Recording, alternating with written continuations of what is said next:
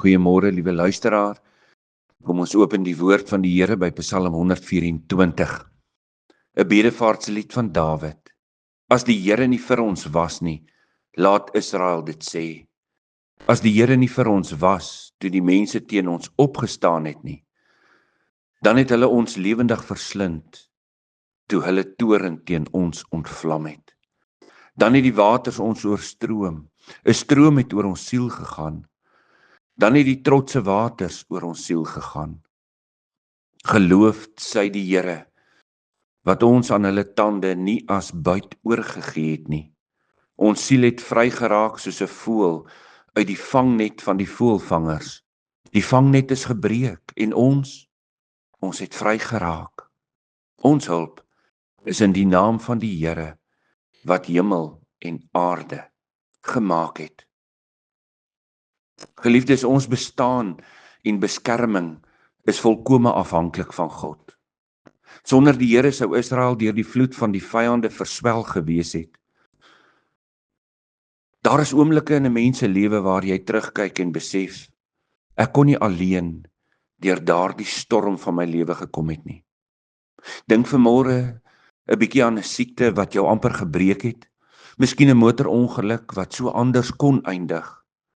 'n Tyd van geestelike afdwaling wat baie van ons al in ons lewe ervaar en beleef het.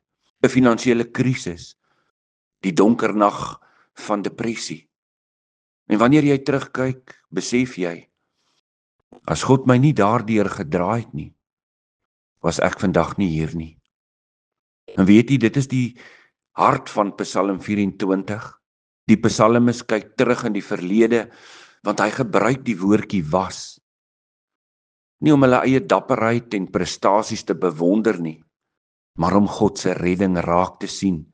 En God se redding in die verlede word deur kragtige beelde ook vanmôre aan ons geïllustreer.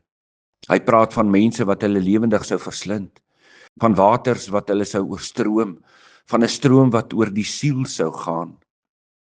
Hierdie beelde beeld die totale magteloosheid van die mens uit. En is dit nie waar van ons almal nie? Die mag van sonde is groter as ons. Die wêreld is baie sterker as ons. Die Satan baie slimmer as ons. En as God ons nie vashou nie, kan ons nie staande bly nie. En dan verander die psalmis se terugblik op die verlede in 'n teenwoordige lofaanbieding, waar hy sê, geloofd sy die Here, wat ons nie as buit aan hulle tande oorgegee het nie. Wat 'n wonderlike troos en bemoediging wat ons kan hoor. Die Here laat nie sy kinders aan die mag van die vyand oor nie. Ook hier word 'n treffende beeld aan ons gegee. Ons siel het vry geraak soos 'n voël uit die struik van die voëlvanger. En ons moet besef, 'n voël wat vasgevang is, wat in 'n koutjie is, kan homself nie bevry nie. So was ons geestelik vasgevang, eintlik dood, vas in die sonde, skuldenaars voor God, vas in die dood. Maar God het die struik gebreek deur sy seun, ons Here. Hierdie struik is nie deur 'n mens se werke gebreek nie, maar deur God se genade in ons Here Jesus Christus. So wys hierdie Psalm heen na die werk wat Christus kom doen het. Hy wat in die gestalte van God was, het dit geen roof geag om aan God gelyk te wees nie. Filippense 2 vers 6 hoor ons. En hierdie vers beskryf Jesus se goddelike natuur.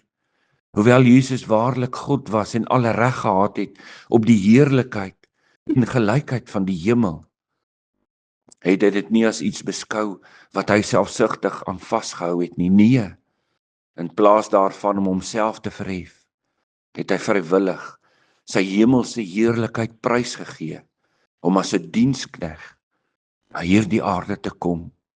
En daar by die kruis het die volle stroom van God se oordeel oor sonde oor hom gegaan. Hy is oorgegee, sodat ons bevry kan word. En omdat Christus oorwin het, kan geen mag uiteindelik sy kinders vernietig nie. Die Psalm sluit af met hierdie kragtige woorde. Ons hulp is in die naam van die Here, wat hemel en aarde gemaak het. Nie in mense lê ons krag nie. Nie in 'n politieke party of regerings nie. Nee, nie in geld of wapens nie, maar in die naam van die Here. Liewe luisteraar, dalk kyk jy vandag terug oor jou lewe en sien jy hoeveel keer God jou gedra het sonder dat jy dit eers besef het. Gee aan hom al die eer. Miskien voel jy vanoggend in 'n storm vasgevang. Onthou dit. Dieselfde God wat jou gister bewaar het, hou jou vandag steeds vas. Die stryk is nie sterker as sy hand nie. Kom ons bid saam. Here onsse God, ons bely vanmôre dat ons sonder U heeltemal verlore sou wees. Dankie dat U ons deur soveel gevare in hierdie ou lewe dra en gedra het. Maar vergewe ons asseblief wanneer ons dink ons staan in eie krag. Dankie vir U seun wat die oordeel in ons plek gedra het, sodat ons vry kan wees. Hou ons vas, ook in hierdie dag. Hou ons vas in elke storm, totdat ons veilig by U kom. In Jesus se naam bid ons dit. Amen.